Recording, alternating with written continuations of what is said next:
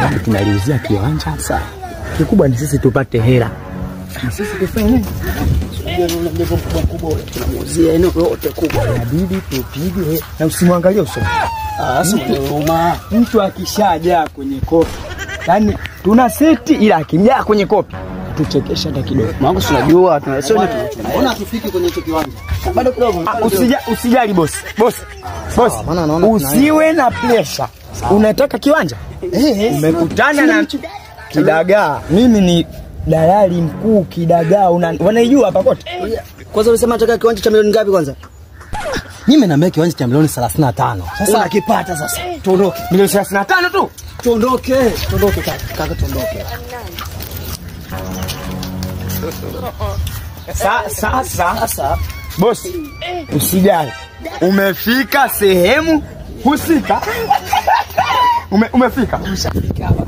Kuhusu kiwanja boss usijali.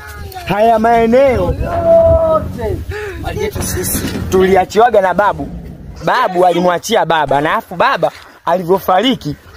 Siku ile alivyofariki akatwambia wanangu nakufa ila pale kuna viwanja. Viwanja hivyo mkipata mteja muuzieni. Sasa bosi kwa sababu umekuja sio kupoteza muda sana. Kunguru, angalia huko. Unajua mwenyewe mambo haya sio mambo ya haki. Tunamuuzia, tunaondoka. Itakayokuwa sawa.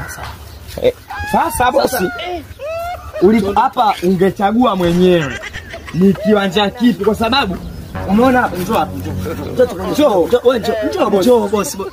Mimi mbona sielewi? Mali yote hiyo chagua kaburi lolote unataka maana eneo lote ile tuondoke. Umeona? Kuanzia hapa tunahesabia hapa. Simamia Kunguru, simama hapa. Kunguru simama. Umeona hapo? Hapa bosi. Hatua ni hapa. Umeona bwana? Jesus is Lord. Bosi.